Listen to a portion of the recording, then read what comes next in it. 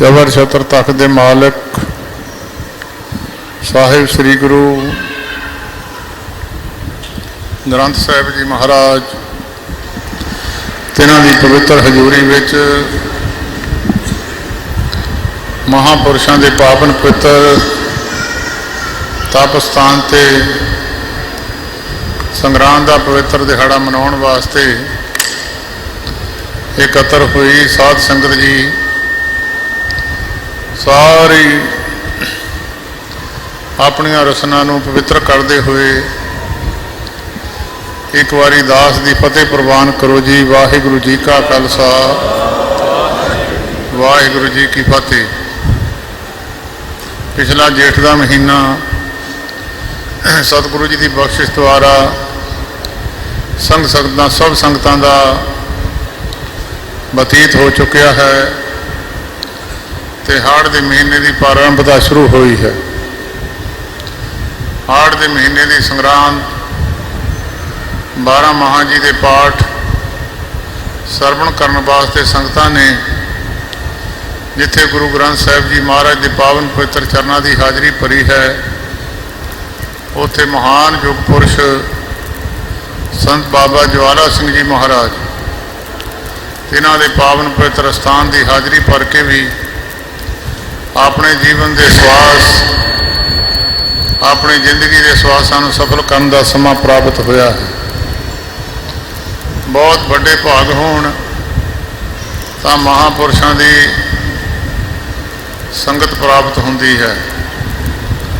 बहुत बड़े भाग होण तां महापुरुषों का वचन मनण की समर्था प्राप्त होंदी है।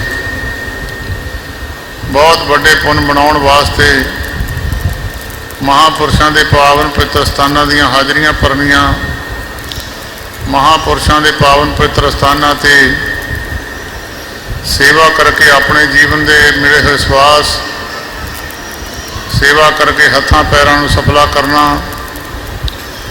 अखां दे नाल गुरु के दर्शन करने जीव नाल गुरु का जस करना ये महापुरुषों के पावन पवित्र स्थानों तो बख्शिशां मिलदियां ने।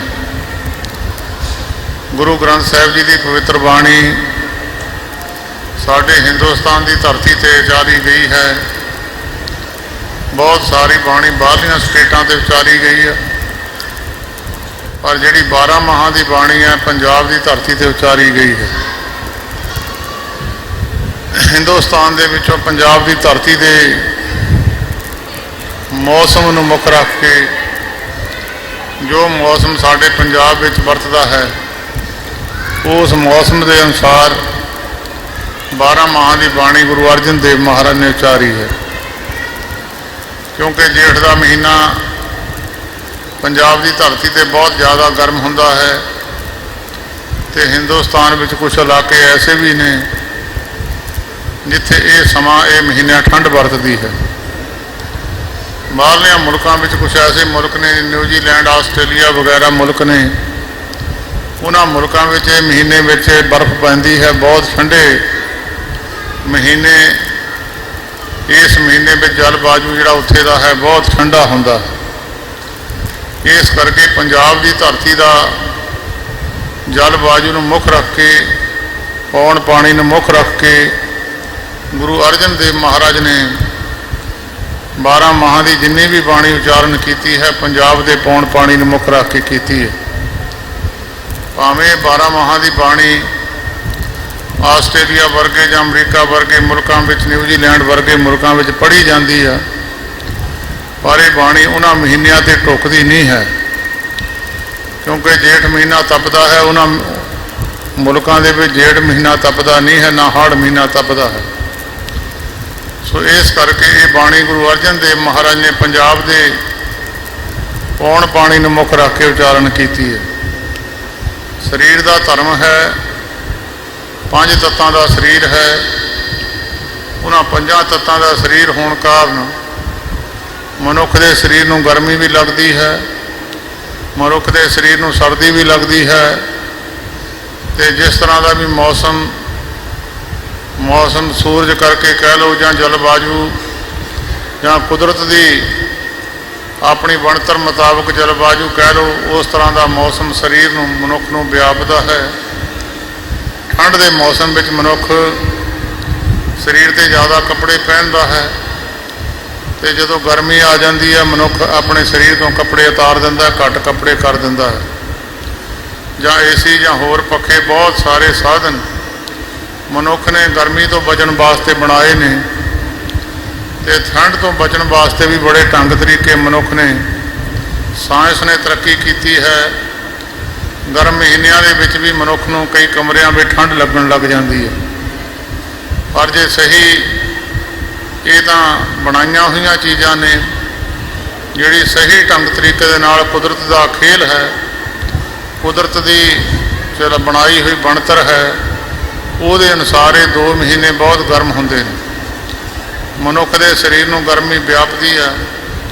ਕੋਈ ਮਨੁੱਖ ਦਰਖਤਾਂ ਥੱਲੇ ਬੈਠ ਕੇ ਕੱਟ ਜਾਂਦੇ ਨੇ, ਕੋਈ ਮਨੁੱਖ ਠੰਡੀਆਂ ਏਸੀ ਵਰਗੇ ਕਮਰਿਆਂ ਵਿੱਚ ਬੈਠ ਕੇ ਆਪਣੇ ਮਹੀਨੇ ਕੱਟ ਜਾਂਦੇ ਨੇ।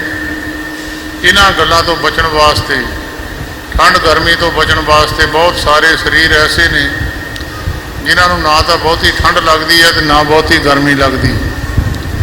ਤੁਸੀਂ ਬਹੁਤ ਸਾਰੇ ਸਾਧੂ, ਅਦਾਸੀ ਮਹਾਤਮਾ ਜਾਂ ਹੋਰ ਮਤਾਂ ਦੇ ਮਹਾਤਮਾ ਦੇਖਦੇ ਹੋਵੋਗੇ, ਸਿਆਲ ਨੂੰ ਜਿਨ੍ਹਾਂ ਦੇ ਸਰੀਰਾਂ 'ਤੇ ਕੱਪੜੇ ਨਹੀਂ ਪਾਏ ਹੁੰਦੇ, ਉਹਨਾਂ ਨੇ ਕੋਈ ਯੋਗ ਦੀਆਂ ਵਿਧੀਆਂ ਸਿੱਖੀਆਂ ਹੁੰਦੀਆਂ ਨੇ।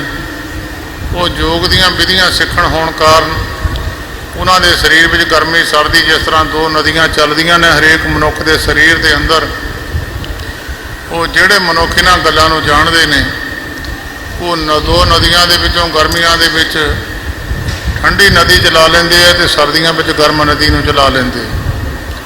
ਬਹੁਤ ਸਾਰੇ ਸਾਧੂ ਬਾਹਰ ਗੁਫਾ ਵਿੱਚ ਜਾਂ ਜੰਗਲਾਂ ਵਿੱਚ ਬੈਠੇ ਤਪੱਸਿਆ ਕਰਦੇ ਆ, ਜਾਂ ਬਹੁਤ ਸਾਰੇ ਸਾਧੂ ਬੈਠ ਕੇ ਬਾਹਰ ਬਹੁਤ ਜ਼ਿਆਦਾ ਗਰਮੀ ਦੇ ਵਿੱਚ ਬੈਠ ਕੇ ਤਪੱਸਿਆ ਕਰਦੇ। ਇਹ ਸਰੀਰ ਦਾ ਧਰਮ ਹੈ।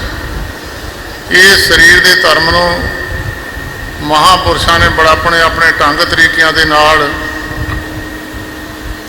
ਇਸ ਸਰੀਰ ਨੂੰ ਸਹੀ ਤਰੀਕਿਆਂ ਦੇ ਨਾਲ ਰੱਖਣ ਦੇ ਨਾਲ, ਇਹ ਸਰੀਰ ਬੁੱਢਾ ਨਾ ਹੋਵੇ, ਇਹਦੇ ਬੜੇ ਢੰਗ ਤਰੀਕੇ ਅਪਣਾਏ ਨੇ, ਸਾਇੰਸਦਾਨਾਂ ਨੇ ਕੀਤੇ ਨੇ ਕਿ ਮਨੁੱਖ ਬੁੱਢਾ ਨਾ ਹੋ ਸਕੇ।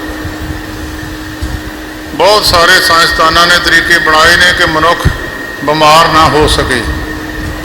ਸਾਇੰਸਦਾਨਾਂ ਨੇ ਬਹੁਤ ਤਰੀਕੇ ਅਪਣਾਏ ਨੇ, ਪਰ ਸਾਡੀ ਗੁਰਬਾਣੀ ਦਾ ਜਿਹੜਾ ਢੰਗ ਤਰੀਕਾ ਹੈ ਸਾਰੇ ਸਾਇੰਸਦਾਨਾਂ ਨਾਲੋਂ ਵੱਖਰਾ ਤਰੀਕਾ ਹੈ।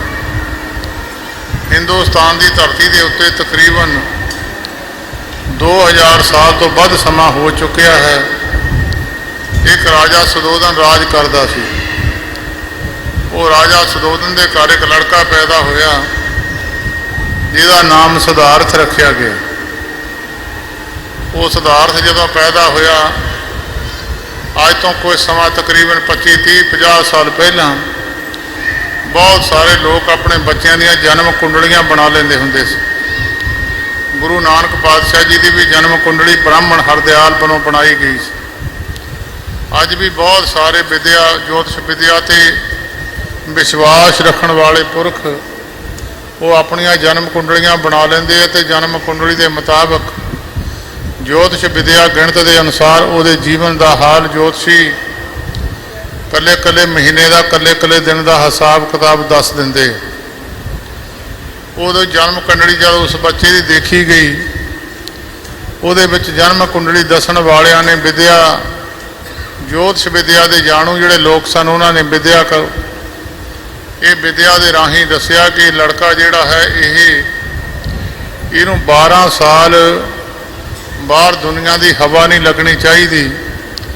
ਅਗਰ ਇਹ ਬਾਹਰ ਦੁਨੀਆ ਦੇ ਵਿੱਚ ਹਵਾ ਇਹਨੂੰ ਲੱਗ ਗਈ ਤਾਂ ਇਹ ਬੱਚਾ ਬਰਾਗੀ ਹੋ ਕੇ ਆਪਣੇ ਸੰਸਾਰ ਤਾਂ ਇੱਕ ਪਾਸੇ ਆਪਣੇ ਪਰਿਵਾਰਕ ਬੰਦਿਆਂ ਨਾਲੋਂ ਵੀ ਮੋਹ ਤੋੜ ਸਕਦਾ ਹੈ। ਉਸ ਰਾਜੇ ਨੇ ਉਸ ਜੋਤਿਸ਼ ਵਿਦਿਆ ਵਾਲਿਆਂ ਦਾ ਇਸ ਗੱਲ 'ਤੇ ਯਕੀਨ ਕਰਕੇ ਉਸ ਬੱਚੇ ਨੂੰ ਇੱਕ ਭੋਰੇ ਵਿੱਚ ਪਾ ਦਿੱਤਾ। ਜਦੋਂ 12 ਸਾਲ ਤੋਂ ਪਹਿਲਾਂ ਹੀ ਉਹ ਬੱਚਾ ਥੋੜ੍ਹਾ ਸਮਾਂ ਵੱਡਾ ਹੋਇਆ, ਥੋੜ੍ਹੇ ਸਾਲ ਉਮਰ ਉਹਦੀ ਬਤੀਤ ਹੋਈ, ਉਹਦੇ ਜਿਹੜੇ ਖਿਲਾਉਣ ਵਾਲੇ ਉਹਦੇ ਸੇਵਾਦਾਰ ਸਨ, ਉਹਨੇ ਆਪਣੇ ਸੇਵਾਦਾਰਾਂ ਨੂੰ, ਸੇਵਾ ਕਰਨ ਵਾਲੇ ਨੌਕਰਾਂ ਨੂੰ ਕਿਹਾ ਵੀ ਮੈਨੂੰ ਬਾਹਰਲੀ ਹਵਾ ਦਿਖਾ ਲਓ, ਬਾਹਰਲਾ ਜਲ ਬਾਜੂ ਦਿਖਾ ਲਓ। कि जदों दा मैं जन्म लिया मैं अंदर भोरे विच ही लम्मा पिया, मैं बाहरला जल बाजू देखिया नहीं, ना मैं सूरज के दर्शन ही कीते। ਉਹਦਾ ਕਿਹਾ ਮੰਨ ਕੇ ਨੌਕਰਾਂ ਚਾਕਰਾਂ ਨੇ ਬਾਲਕ ਨੂੰ ਬਾਹਰ ਕੱਢਿਆ। ਜਦੋਂ ਬਾਲਕ ਬਾਹਰ ਨਿਕਲਿਆ ਤਾਂ ਉਹਨੇ ਦੇਖਿਆ ਕਿ ਇੱਕ ਬੁੱਢਾ ਜਿਹਦਾ ਸਰੀਰ ਬਿਰਧ ਹੋਇਆ ਉਹ ਡੰਡਾ ਲੈ ਕੇ ਤੁਰਿਆ ਜਾ ਰਿਹਾ।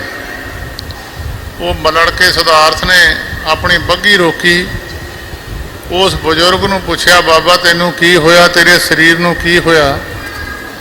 बाकी दुनिया के शरीर बड़े चंगे भले आ, तेरे शरीर में की गल हो गई, तेरा शरीर दोहरा हो गया।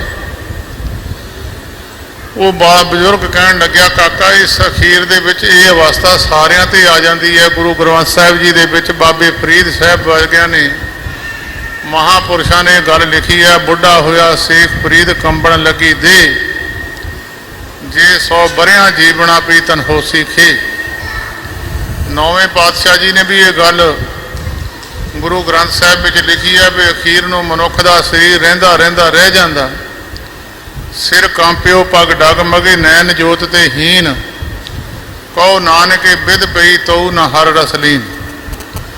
राजे महाराजे उन्होंने शरीरां नूं खाण पीण की घाट नहीं आउंदी, पर वो हौली हौली शरीर की अपने किरिया मुताबक शरीर हौली हौली रहिंदा चलिया जांदा। उस बजुर्ग ने फिर लड़के नूं सिद्धार्थ नूं कहन लग्या, काका तेरा शरीर भी किस तरह किसी दिन इस तरह का ही हो जाऊगा। वो बालक अदास रहन लग गया कि जो मनुख नूं शरीर मिलिया, ये शरीर बुढ़ा नहीं होना चाहिए। उस तो बाद जब बालक लिया के मुड़ के भोरे विच पाया तो बालक अदास रहना शुरू हो गया, तो रोटी पानी खाना घट शुरू कर दिता, तो वो मन अंदर अदासी कर गई कि जदों मनुख जन्म लैंदा, नौजवान बच्चा हुंदा, बड़ी वधिया सेहत हुंदी आ, हौली हौली उसका शरीर किरना शुरू हो जाता। ये शरीर किरना नहीं चाहिए। उहदे तो बाद एक दिन फिर वो लड़के ने अपने नौकरां नूं कहा, भाई मैनूं एक बार फिर बाहरला इलाका दिखा लो, मैं बाहरले जल बाजू देखना चाहुंदा, मैं सूरज इत्थे चमकदा है, धुप देखनी चाहुंदा, ਜਾਂ ਬਾਹਰਲੀ हवा में देखनी चाहना। उन्होंने बग्गी फिर बाहर कढ़ी, तो जब देखा बग्गी लैके जाते थे एक बंदे नूं 4 बंदियां ने मोढियां ते चक्या होया, उत्ते चिट्टा कपड़ा दिता होया। उन्हें क्या रोको भाई एक मिनट, कित्थे नूं लैके चले हैं, कौन है ये? वो कहते भी ये बंदा मर चुकिया, संसार विचों चलिया गया। इस तरह सारे संसार के लोग इस ही रास्ते चले जाते हैं। वो कहता मैं भी इस तरह मर जाऊँगा, कहते तू भी इस तरह ही मर जाना, जेड़ा जम्मिया जो उपजियो सो बिनस है, पर वो आज के काल नानक हर गुण गाए ले छाड़ सकल जंजाल। कहते सारा संसार इस ही रास्ते जाऊगा। कोई बंदा ये नहीं कह सकता मैं बुढ़ा नहीं होना, कोई बंदा ये नहीं कह सकता मैं मरना नहीं है। ये अवस्था सारियां ते आउणी है, 3 अवस्था बाल जवानी बिरध फुन 3 अवस्था जान। ते भगत भीखण जी ने भी अपनी बाणी विच बचन लिखिया, नैनो नीर बहे तन खीना, पए केस दुध बानी, रुधा कंठ शब्द नहीं उचरे, अब क्या करे प्राणी। अवस्था बिरध अवस्था आ जाती है, शरीर रह जाते हैं। इनू रखण वास्ते, शरीर नू रखण वास्ते ਜਾਂ अपनी मर्जी नाल मरण वास्ते महापुरुषों ने फिर खोज की। फिर वो जो लड़का सिद्धार्थ सी वो आके अदास रहना शुरू हो गया। उन्हें क्या जो बच्चा जन्मदा, जीव जन्मदा, मरना नहीं चाहिए। वो जदों मुड़ के भोरे विच वड़ गया, बच्चा इन्ना अदास हो गया कि उन्हें खाना पीना बंद कर दिता। एक दिन रात को बिना दसे अपने कमरे विचों भोरे विचों निकल गया, जंगल भी चलिया गया। तो उन्हें फिर ऐसा परमेश्वर नाल सुरत जोड़ी कि वह फिर इस गल का ज्ञान हो गया कि मनुष्य अपनी मर्जी नाल मर सकता, मर्जी नाल जी सकता। आवे ना जावे ना कबहू मरते, माँ पार ब्रह्म संकारी रे। हर के सेवक जो हर पाए तिनकी कथा नरारी रे। ये बिरले बिरले पुरख है ਜਿਹੜੇ ਆਪਣੀ ਮਰਜ਼ੀ ਨਾਲ ਆ ਗਏ, ਮਰਜ਼ੀ ਨਾਲ ਚਲੇ ਗਏ। ਬਾਕੀ ਸਾਰਾ ਸੰਸਾਰ ਆਪਣੀ ਮਰਜ਼ੀ ਨਾਲ, ਨਾ ਤੁਸੀਂ ਅਸੀਂ ਮਰਜ਼ੀ ਨਾਲ ਆਏ ਆ, ਨਾ ਤੁਸੀਂ ਅਸੀਂ ਮਰਜ਼ੀ ਨਾਲ ਜਾਣਾ। ਉਹ ਮਰਜ਼ੀ ਨਾਲ ਫੜ ਕੇ ਲੈ ਜਾਂਦੇ ਆ, ਮਰਜ਼ੀ ਨਾਲ ਛੱਡ ਜਾਂਦੇ। ਫਿਰ ਉਹਦਾ ਨਾਮ, ਲੜਕਾ ਸਿਧਾਰਥ ਸੀ, ਉਹਦਾ ਨਾਮ ਮਹਾਤਮਾ ਬੁੱਧ ਬਣਿਆ। ਉਹਨੇ ਫਿਰ ਆਪਣੇ ਚੇਲਿਆਂ ਨੂੰ ਗਿਆਨ ਦਿੱਤਾ ਵੀ ਜੇ ਕਿਸੇ ਨੇ ਮਰਨੇ ਤੋਂ ਬਚਣਾ ਹੈ, ਜਿਹੜਾ ਚਾਹੁੰਦਾ ਮੈਂ ਆਪਣੀ ਮਰਜ਼ੀ ਨਾਲ ਮਰਾਂ, 200 ਸਾਲ 400 ਸਾਲ 500 ਸਾਲ ਜਿੰਨੇ ਸਾਲ ਮੈਂ ਮਰਜ਼ੀ ਜੀ ਲਵਾਂ। ਫਿਰ ਉਹਨਾਂ ਮਹਾਂਪੁਰਖਾਂ ਨੇ ਢੰਗ ਤਰੀਕੇ ਅਪਣਾਏ।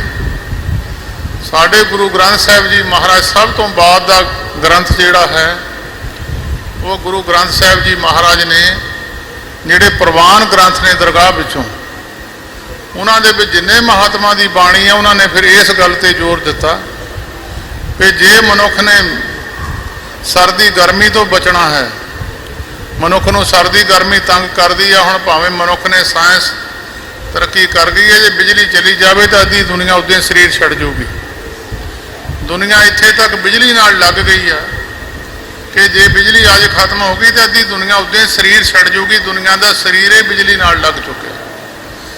ਉਹ ਫਿਰ ਮਹਾਤਮਾ ਲੋਕਾਂ ਨੇ ਖੋਜ ਕਰਕੇ ਗੱਲ ਲੋਕਾਂ ਨੂੰ ਦੱਸੀ ਕਿ ਜੇ ਤੁਸੀਂ ਇਸ ਤਰੀਕੇ ਦੇ ਨਾਲ ਸੰਸਾਰ ਵਿੱਚ ਵਿਚਰੋਗੇ, ਇਹ ਤਰੀਕਾ ਅਪਣਾਓਗੇ, ਤੁਹਾਨੂੰ ਕੋਈ ਬੰਦਾ ਦੁਨੀਆ ਵਿੱਚ ਮਾਰਨ ਵਾਲਾ ਨਹੀਂ ਹੈ। ਮਨੁੱਖ ਆਪਣੇ ਆਪ ਹੀ ਮਰੂਗਾ ਤੇ ਆਪਣੇ ਆਪ ਹੀ ਜਿੱਥੇ ਮਰਜ਼ੀ ਜਾ ਕੇ ਜੰਮ ਪਏ, ਜਿੱਥੇ ਮਰਜ਼ੀ ਜਾ ਕੇ ਮਰ ਜਾਵੇ। ਫਿਰ ਸਤਿਗੁਰੂ ਨੇ ਗੁਰਬਾਣੀ ਵਿੱਚ, ਗੁਰੂ ਗ੍ਰੰਥ ਸਾਹਿਬ ਨੇ ਬਚਨ ਲਿਖਿਆ, ਜਿਹੜਾ ਮਨੁੱਖ ਆਪਣੀ ਸੁਰਤ ਨੂੰ ਸ਼ਬਦ ਦੇ ਨਾਲ ਜੋੜ ਦੇਵੇ। ਸੁਰਤ ਜਿਹੜੀ ਹੈ ਸ਼ਬਦ ਨੂੰ ਫੜਦੀ ਨਹੀਂ ਹੈ।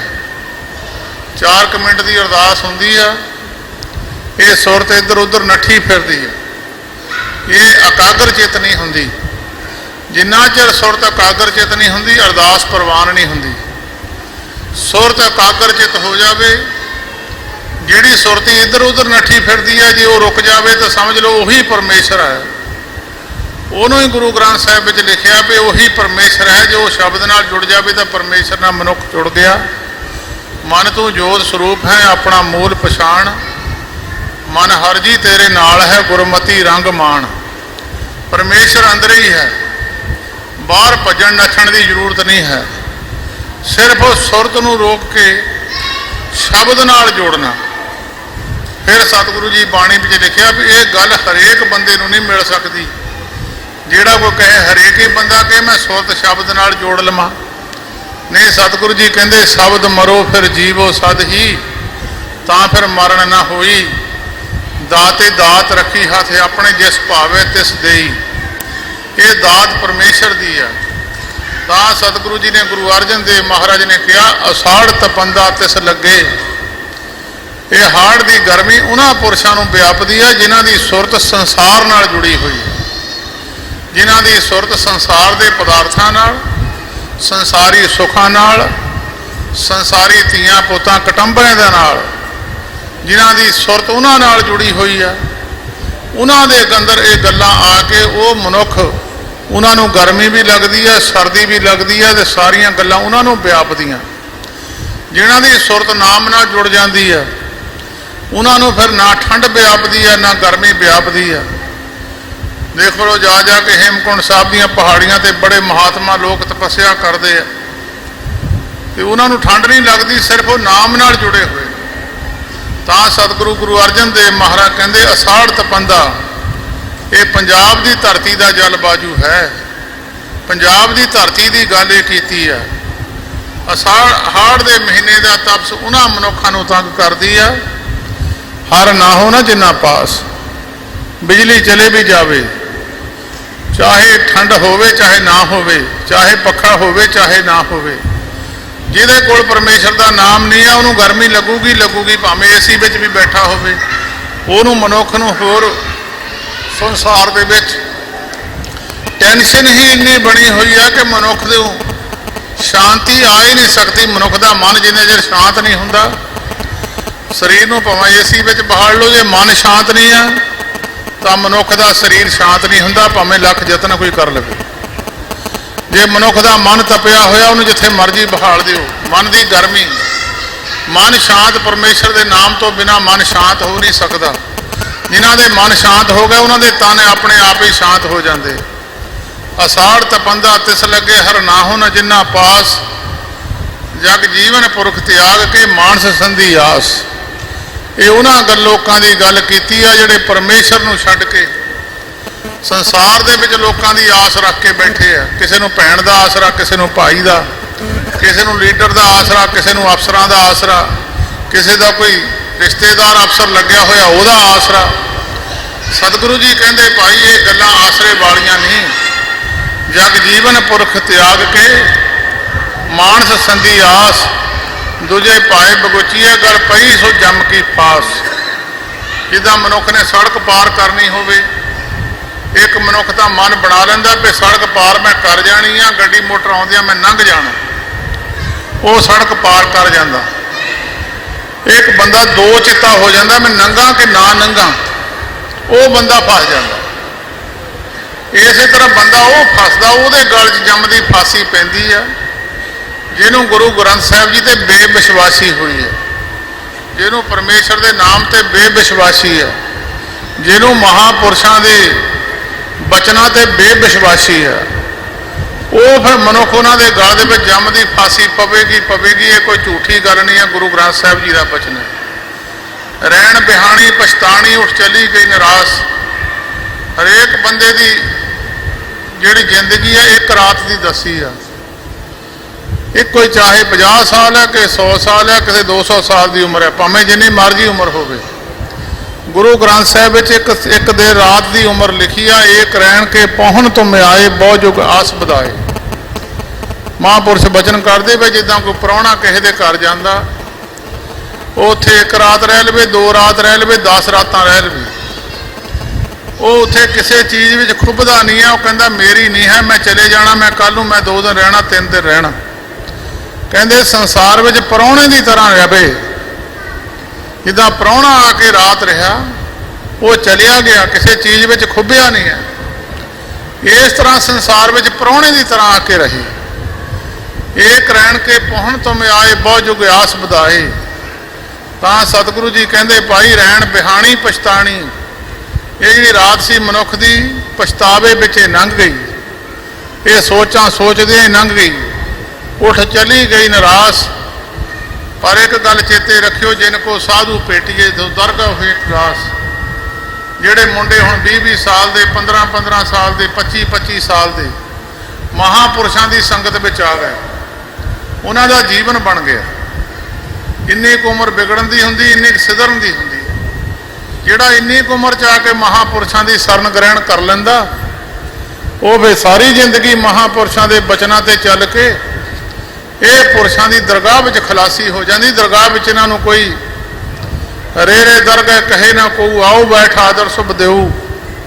ਕੋਈ ਦਰਗਾਹ ਵਿੱਚ ਇਹ ਨਹੀਂ ਕਹੂਗਾ ਇੱਧਰ ਆਓ, ਇੱਧਰ ਆ, ਕਿੱਧਰ ਚੱਲਿਆ ਤੂੰ, ਨਹੀਂ। ਜਿਹਨੂੰ ਸਾਧੂ ਮਿਲ ਗਿਆ ਦਰਗਾਹ ਵਿੱਚ ਉਹਦੀ ਖਲਾਸੀ ਹੋ ਗਈ। ਝੂਠੀ ਗੱਲ ਨਹੀਂ ਹੈ। ਮਤ ਕੋਈ ਕਹੇ ਅੱਜ ਦੁਨੀਆ ਸੰਤਾਂ ਦੀਆਂ ਗੱਲਾਂ ਕਰਦੀ ਆ, ਸੰਤਾਂ ਨੂੰ ਨਾ ਮਿਲਿਓ। ਗੁਰਮੁਖੋ ਜਿਹੜੀ ਚੀਜ਼ ਦਾ ਸਿੱਕਾ ਚੱਲ ਜਾਂਦਾ ਡੁਪਲੀਕੇਟ ਉਹਦੀ ਬਣ ਜਾਂਦੀ ਹੈ। ਇਹ ਨਹੀਂ ਕੋਈ ਸਾਧੂ ਮਹਾਤਮਾ ਪਖੰਡੀ ਹੋ ਗਿਆ, ਸਾਰੇ ਪਖੰਡੀ ਹੋ ਜਾਂਦੇ ਆ। ਅਕਸਰ ਸਾਧੂ ਦੀ ਗੱਲ ਗੁਰੂ ਗ੍ਰੰਥ ਸਾਹਿਬ ਵਿੱਚ ਲਿਖੀ ਆ, ਸਾਧੂ ਦੀ ਗੱਲ ਕੀਤੀ ਆ, ਕਿਤੇ ਇਹ ਗੱਲ ਨਹੀਂ ਲਿਖੀ ਕੋਈ ਰਾਜੇ ਨੂੰ ਮਿਲ ਲਵੇ ਉਹਦੀ ਖਲਾਸੀ ਦਰਗਾਹ ਵਿੱਚ ਹੋ ਜੂ, ਕੋਈ ਪ੍ਰਧਾਨ ਮੰਤਰੀ ਦਾ ਮਿੱਤਰ ਬਣ ਜਾਵੇ ਉਹਦੀ ਦਰਗਾਹ ਵਿੱਚ ਖਲਾਸੀ ਹੋ ਜੂ। ਉੱਥੇ ਤਾਂ ਪ੍ਰਧਾਨ ਮੰਤਰੀ ਵੀ ਪੁੱਠਾ ਟੰਗ ਲੈਣਾ ਉਹਨਾਂ ਨੇ, ਧਰਮਰਾਜ ਨੇ ਪ੍ਰਧਾਨ ਮੰਤਰੀ ਵੀ ਪੁੱਠਾ ਟੰਗਣਾ। ਚਾਹੇ ਪ੍ਰਧਾਨ ਮੰਤਰੀ ਚੱਕਰਵਰਤੀ ਰਾਜਾ ਵੀ ਕਿਉਂ ਨਾ ਹੋਵੇ, ਧਰਮ ਰਾਜਾ ਉਹਨੂੰ ਵੀ ਪੁੱਠਾ ਟੰਗੂਗਾ। ਵੱਡਾ ਹੋਆ ਦੁਨੀਦਾਰ ਗਲ ਸੰਗਲ ਕੱਤ ਚਲਾਇਆ। ਅੰਗਰੇਜ਼ ਦੇ ਰਾਜ ਦੇ ਵਿੱਚ ਸੂਰਜ ਛਿਪਦਾ ਨਹੀਂ ਸੀ। ਐਡਾ ਵੱਡਾ ਰਾਜ ਸੀ ਕਿ ਸੂਰਜ ਛਿਪਦਾ ਨਹੀਂ ਸੀ। ਇੱਧਰੋਂ ਸੂਰਜ ਛਿਪ ਜਾਂਦਾ ਸੀ, ਦੂਜੇ ਪਾਸੇ ਚੜ ਜਾਂਦਾ ਸੀ। ਐਡਾ ਵੱਡਾ ਰਾਜ ਸੀ। ਗੁਰੂ ਗ੍ਰੰਥ ਸਾਹਿਬ ਜੀ ਕਹਿੰਦੇ 9 ਖੰਡਾਂ ਵਿੱਚ ਸਾਰੀ ਧਰਤੀ ਵੰਡੀ ਆ। ਕਿ ਜੇ ਮਨੁੱਖ 9 ਖੰਡਾਂ ਵਿੱਚ ਰਾਜ ਵੀ ਕਰ ਲਵੇ, ਸਾਰੀ ਦੁਨੀਆ ਦੇ ਲੋਕ ਉਹਦੇ ਨਾਲ ਤੁਰਦੇ ਹੋਣ। 9 ਖੰਡਾਂ ਵਿੱਚ ਜਾਣੀਏ ਨਾਲ ਚੱਲੇ ਸਭ ਕੋਏ। ਚੰਗਾ ਨਾਉ ਰਖਾਏ ਕਿ ਜਸ ਕੀਰਤ ਜਗ ਲੈ, ਦੁਨੀਆ ਦੀ ਜਸ ਵਡਿਆਈ ਲੈ ਲਵੇ। ਜੇ ਇਸ ਨਜ਼ਰ ਨਾ ਆਵੀ ਤਾਂ ਬਾਤ ਨਾ ਪੁੱਛੇ ਕਿ ਦਰਗਾਹ ਵਿੱਚ ਉਹਦੀ ਬਾਤ ਕੋਈ ਨਹੀਂ ਪੁੱਛਦਾ। ਤਾਂ ਸਤਿਗੁਰੂ ਜੀ ਕਹਿੰਦੇ ਸਭ ਤੋਂ ਵੱਡੀ ਗੱਲ ਹੈ ਗੁਰਮੁਖੋ, ਜਿਹਨੂੰ ਸਾਧੂ ਦੀ ਭੇਟ ਨਹੀਂ ਹੋਈ, ਜਿਹਨੂੰ ਸਾਧੂ ਨਹੀਂ ਮਿਲਿਆ, ਉਹ ਸਾਧੂ ਦੀ ਨਿੰਦਿਆ ਨਾ ਕਰਿਓ। ਨਹੀਂ ਭੇਟ ਹੋਈ ਵੱਖਰੀ ਗੱਲ ਹੈ, ਉਹ ਭੇਟ ਹੋ ਜੂਗੀ ਕਰਮਾਂ ਮੁਤਾਬਕ। ਜਿਹਨਾਂ ਮਸਤਕ ਧੁਰ ਹਰ ਲਿਖਿਆ ਤਿਨਾਂ ਸਤਿਗੁਰ ਮਿਲਿਆ, ਉਹਨਾਂ ਨੂੰ ਕਰਮਾਂ ਮੁਤਾਬਕ ਅਗਲੇ ਜਨਮ ਫੇਰ ਮਿਲ ਜੂਗਾ। ਜੇ ਐਤਕੀ ਨਹੀਂ ਮਿਲਿਆ ਅਗਲੇ ਜਨਮ ਮਿਲ ਜੂਗਾ ਜ਼ਰੂਰ। ਪਰ ਉਹ ਸਾਧੂ ਦੀ ਨਿੰਦਿਆ ਨਾ ਕਰੇ। ਇਹ ਨਾ ਕਹੇ ਵੀ ਸਾਧੂ ਦੁਨੀਆ 'ਚ ਹੈ ਨਹੀਂ। ਸਾਧੂ ਦੁਨੀਆ 'ਚ ਹੈਗੇ ਆ, ਇਹ ਬੰਦਾ ਕਹਿ ਸਕਦਾ ਮੈਨੂੰ ਕੋਈ ਮਿਲਿਆ ਨਹੀਂ ਹੈ। ਤਾਂ ਇਹ ਗੁਰੂ ਗ੍ਰੰਥ ਸਾਹਿਬ ਦੀ ਪੰਕਤੀ ਝੂਠੀ ਨਹੀਂ ਹੈ। 12 ਮਹਾਂ ਦੀ ਗੁਰੂ ਅਰਜਨ ਦੇਵ ਮਹਾਰਾਜ ਨੇ ਲਿਖਿਆ, ਜਿਨ ਕੋ ਸਾਧੂ ਭੇਟੀਏ ਸੋ ਦਰਗਹ ਹੋਏ ਖਲਾਸ। ਕਰ ਕਿਰਪਾ ਪ੍ਰਭ ਆਪਣੀ, ਤੇਰੇ ਦਰਸ਼ਨ ਹੋਏ ਪਿਆਸ। ਗੁਰੂ ਅਰਜਨ ਦੇਵ ਮਹਾਰਾਜ ਕਹਿੰਦੇ ਸੱਚੇ ਪਾਤਸ਼ਾਹ ਤੂੰ ਮਿਹਰ ਕਿਰਪਾ ਕਰ, ਸਾਨੂੰ ਤੇਰੇ ਦਰਸ਼ਨਾਂ ਦੀ ਪਿਆਸ ਲੱਗੀ ਹੋਈ ਹੈ। ਇੱਕ ਪਿਆਸ ਲੱਗਦੀ ਹੈ, ਇੱਕ ਭੁੱਖ ਲੱਗਦੀ ਹੈ। ਤੇ ਇੱਕ ਸਰੀਰ ਦੀ ਭੁੱਖ ਹੈ, ਇੱਕ ਸਰੀਰ ਦੀ ਪਿਆਸ ਹੈ। ਇੱਕ ਮਨ ਦੀ ਪਿਆਸ ਹੈ ਤੇ ਮਨ ਦੀ ਭੁੱਖ ਹੈ। ਮਨ ਦੀ ਭੁੱਖ ਨਾਮ ਨਾਲ ਉਤਰਦੀ ਹੈ ਤੇ ਮਨ ਦੀ ਪਿਆਸ ਜਿਹੜੀ ਹੈ ਦਰਸ਼ਨਾਂ ਨਾਲ ਉਤਰਦੀ ਹੈ। ਸਰੀਰ ਦੀ ਪਿਆਸ ਪਾਣੀ ਨਾਲ ਉਤਰ ਜਾਂਦੀ ਹੈ, ਸਰੀਰ ਦੀ ਭੁੱਖ ਅੰਨ ਪਾਣੀ ਨਾਲ ਉਤਰ ਜਾਂਦੀ ਹੈ। ਤੇ ਜੇ ਕਿਤੇ ਨਾਮ ਦੀ ਵਸਤੂ ਮਿਲ ਜਾਵੇ ਤਾਂ ਸਾਰੀਆਂ ਭੁੱਖਾਂ ਉਤਰ ਜਾਂਦੀਆਂ। ਸਾਚ ਨਾਮ ਆਧਾਰ ਮੇਰਾ, ਜਿਨ ਭੁੱਖਾਂ ਸਭ ਗਵਾਈਆਂ। ਕੋਈ ਸੰਸਾਰ ਦੀ ਭੁੱਖ ਰਹਿੰਦੀ ਨਹੀਂ, ਸਿਰਫ ਉਹਦੇ ਨਾਲ ਜੁੜਨ ਦੀ ਜ਼ਰੂਰਤ ਹੈ। ਕੋਸ਼ਿਸ਼ ਕਰਿਆ ਕਰੋ, ਜਿੰਨੀਆਂ ਬੀਬੀਆਂ ਜਿੰਨੇ ਤੁਸੀਂ ਬੈਠੇ ਹੋ, 5 ਮਿੰਟ 7 ਮਿੰਟ 10 ਮਿੰਟ ਆਪਣੀ ਸੁਰਤ ਨੂੰ ਤੋੜ ਕੇ ਨਾ ਸੰਸਾਰ ਨਾਲੋਂ ਉਹਦੇ ਸ਼ਬਦ ਨਾਲ ਜੋੜਿਆ ਕਰੋ। ਕੋਸ਼ਿਸ਼ ਕਰਿਆ ਕਰੋ ਉਹਦੇ ਸ਼ਬਦ ਨਾਲ ਸੁਰਤ ਜੁੜ ਜਾਵੇ। 1 ਮਿੰਟ 2 ਮਿੰਟ 5 ਮਿੰਟ। ਜਿਹਨੂੰ ਕੁੱਤੇ ਨੂੰ ਤੁਸੀਂ ਰੋਜ਼ ਬੰਨਣ ਲੱਪੋ ਬੋਲਣੋਂ ਹਟ ਜਾਂਦਾ। ਜਿਹਨੂੰ ਤੁਸੀਂ ਨਵਾਂ ਬੰਨੋ ਤਾਂ ਉਹ ਫਿਰ ਬੋਲਦਾ ਬਹੁਤ ਆ, ਉਹ ਬੈਠਣ ਨਹੀਂ ਦਿੰਦਾ ਕਿਉਂਕਿ ਗਿੱਜਿਆ ਨਹੀਂ ਹੈ। ਇਹਨੂੰ ਰੋਜ਼ ਰੱਸੀ ਪਾਓ 5 ਮਿੰਟ 7 ਮਿੰਟ 10 ਮਿੰਟ। ਆਪਣੀ ਸੁਰਤ ਨੂੰ ਇੰਨਾ ਜੋੜੋ ਕਿ ਜੋ ਮੈਂ ਬੋਲ ਰਿਹਾ ਮੇਰੀ ਆਤਮਾ ਸੁਣ ਲਵੇ। ਜੋ ਤੁਹਾਡੀ ਆਤਮਾ ਨੇ ਸੁਣ ਲਿਆ ਉਹ ਪਰਮੇਸ਼ਰ ਨੇ ਸੁਣ ਲਿਆ। ਸੁਣਨੇ ਦਾ ਗੁਣ 3 ਗੁਣਾ ਤੇ ਕਰਨੇ ਦਾ 1 ਗੁਣਾ, 4 ਗੁਣਾ ਲਾਭ ਤੁਹਾਨੂੰ ਹੋਊਗਾ। ਆਪਣੀ ਮੂੰਹ ਦੀ ਬਾਣੀ ਪੜੀ ਹੋਈ ਆਪਣੇ ਕੰਨਾਂ ਨਾਲ ਸੁਣਿਆ ਕਰੋ, ਤੁਹਾਨੂੰ 4 ਗੁਣਾ ਲਾਭ ਹੋਊਗਾ। ਜਿਹੜਾ ਆਪਣੀ ਜੀਭ ਨਾਲ ਬੋਲਦਾ ਕੰਨਾਂ ਨਾਲ ਸੁਣਦਾ ਨਹੀਂ, ਉਹਨੂੰ ਫਿਰ ਲਾਭ ਇੱਕੋ ਹੀ ਗੁਣਾ ਰਹਿ ਜਾਂਦਾ ਜੀਭ ਨਾਲ। ਉਹਦੀ ਸੁਰਤ ਜੁੜਦੀ ਨਹੀਂ ਹੈ। ਉਹ ਇਸ ਕਰਕੇ ਕੰਨ ਇੱਧਰ ਉੱਧਰ ਨੱਠੇ ਫਿਰਦੇ, ਸੁਰਤ ਨੱਠੀ ਫਿਰਦੀ। ਜਿਹਦੇ ਕੰਨ ਉਹਦੀ ਸੁਰਤ ਫਿਰ ਜੁੜਨ ਲੱਗ ਜਾਂਦੀ ਹੈ। ਸੁਣਨੇ ਦਾ ਗੁਣ ਤਾਂ ਜ਼ਿਆਦਾ ਲਿਖਿਆ, ਸੁਣਿਆ ਮੰਨਿਆ ਮਨ ਕੀਤਾ ਭਾਓ, ਅੰਤਰਗਤ ਤੀਰਥ ਮਰਨ ਆਓ। ਸੋ ਗੁਰਮੁਖ ਪਿਆਰਿਓ, ਹਾੜ ਦਾ ਮਹੀਨਾ ਅੱਜ ਆਰੰਭ ਹੋਇਆ। ਸਤਿਗੁਰੂ ਜੀ ਇਹਦੇ ਵਿੱਚ ਸਾਨੂੰ ਉਪਦੇਸ਼ ਦਿੱਤਾ ਵੀ ਕਿਸੇ ਮਹਾਪੁਰਸ਼ ਦੀ ਸੰਗਤ ਹੋ ਜਾਵੇ, ਦਰਗਾਹ ਵਿੱਚ ਖਲਾਸੀ ਹੋ ਜੂਗੀ। ਦਰਗਾਹ ਵਿੱਚ ਕੋਈ ਪੁੱਛੂਗਾ ਨਹੀਂ ਤੁਹਾਨੂੰ ਕਿੱਥੋਂ ਆਏ ਕਿੱਥੇ ਨੂੰ ਚੱਲੇ ਆ। ਨਹੀਂ, ਕਰ ਕਿਰਪਾ ਪ੍ਰਭ ਆਪਣੀ, ਤੇਰੇ ਦਰਸ਼ਨ ਹੋਏ ਪਿਆਸ। ਆਸਾੜ ਸੁਹੰਦਾ ਤਿਸ ਲੱਗੇ ਜਿਸ ਮਨ ਹਰ ਚਰਨ ਨਿਵਾਸ। ਆਸਾੜ ਦਾ ਮਹੀਨਾ ਉਹਨਾਂ ਲੋਕਾਂ ਨੂੰ ਸੋਭਨੀਕ ਹੈ ਜਿਨ੍ਹਾਂ ਦੇ ਮਨ ਦੇ ਵਿੱਚ ਪਰਮੇਸ਼ਰ ਦੇ ਚਰਨਾਂ ਦਾ ਨਿਵਾਸ, ਜਿਹੜੇ ਹਰ ਵੇਲੇ ਪਰਮੇਸ਼ਰ ਦੇ ਚਰਨਾਂ ਦਾ ਧਿਆਨ ਧਰਦੇ ਆ, ਉਹਨਾਂ ਨੂੰ ਮਹੀਨਾ ਸੋਭਨੀਕ ਹੁੰਦਾ। ਸੋ ਇੰਨੇ ਕੁ ਬਚਨ ਪ੍ਰਵਾਨ ਕਰਨੇ। ਦਾਸ ਦੀ ਸਿਹਤ ਚੰਗੀ ਨਹੀਂ ਆ, ਇੰਨੇ ਕੁ ਬਚਨ ਪ੍ਰਵਾਨ ਕਰਿਓ। ਸਾਰੀ ਸੰਗਤ ਦਾ ਮੈਂ ਬੜਾ ਧੰਨਵਾਦੀ ਹਾਂ ਜਿਨ੍ਹਾਂ ਨੇ ਇਕੱਠੇ ਹੋ ਕੇ ਗੁਰੂ ਗ੍ਰੰਥ ਸਾਹਿਬ ਜੀ ਨੂੰ ਬੇਨਤੀ ਕੀਤੀ ਆ ਵੀ ਸਿਹਤ ਚੰਗੀ ਹੋਵੇ ਤਾਂ ਗੁਰੂ ਗ੍ਰੰਥ ਸਾਹਿਬ ਜੀ ਮਹਾਰਾਜ ਦੀ ਸੇਵਾ ਵੀ ਕਰ ਸਕਦੇ ਹਾਂ ਤੇ ਗੁਰ ਅਸਥਾਨ ਦੀ ਸੇਵਾ ਵੀ ਕਰ ਸਕਦੇ ਹਾਂ। ਸਰੀਰ ਚੰਗਾ ਨਾ ਹੋਵੇ ਨਾ ਤਾਂ ਸੇਵਾ ਹੁੰਦੀ ਆ, ਨਾ ਫਿਰ ਗੁਰੂ ਦਾ ਜਸ ਹੁੰਦਾ। ਸੋ ਸਾਰੀ ਸੰਗਤ ਦਾ ਬਹੁਤ ਬਹੁਤ ਧੰਨਵਾਦ ਹੈ ਜਿਨ੍ਹਾਂ ਗੁਰਮੁਖਾਂ ਨੇ ਦਾਸ ਦੀ ਸਿਹਤ ਵਾਸਤੇ ਅਰਦਾਸ ਕੀਤੀ ਹੈ। ਮੈਂ ਸਾਰਿਆਂ ਦਾ ਤਹਿ ਦਿਲੋਂ ਧੰਨਵਾਦੀ ਹਾਂ। ਸਤਿਗੁਰੂ ਜੀ ਗੁਰੂ ਗ੍ਰੰਥ ਸਾਹਿਬ ਜੀ ਮਹਾਰਾਜ, ਸੰਤ ਬਾਬਾ ਜਵਾਲਾ ਸਿੰਘ ਜੀ ਮਹਾਰਾਜ, ਸਾਰੀ ਸੰਗਤ ਜਿਹੜੇ ਸ਼ਰਧਾਵਾਨ ਗੁਰਮੁਖ ਆਏ ਆ, ਸਾਰਿਆਂ ਦੀ ਹਾਜ਼ਰੀ ਆਪਣੇ ਦਰ ਤੇ ਪ੍ਰਵਾਨ ਕਰਨ। ਸਤਿਗੁਰੂ ਜੀ ਕਿਰਪਾ ਕਰਨ, ਨਾਮ ਦੀ ਦਾਤ ਸਾਰੀਆਂ ਸੰਗਤਾਂ ਜਿਹੜੀਆਂ ਆਈਆਂ ਨੇ ਉਹਨਾਂ ਨੂੰ ਬਖਸ਼ਿਸ਼ ਕਰਨ। ਸੋ ਇੰਨੇ ਬਚਨ ਪ੍ਰਵਾਨ ਕਰੋ। ਸਾਰੀ ਸੰਗਤ ਫਤਿਹ ਬੁਲਾਓ ਜੀ। ਵਾਹਿਗੁਰੂ ਜੀ ਕਾ ਖਾਲਸਾ, ਵਾਹਿਗੁਰੂ।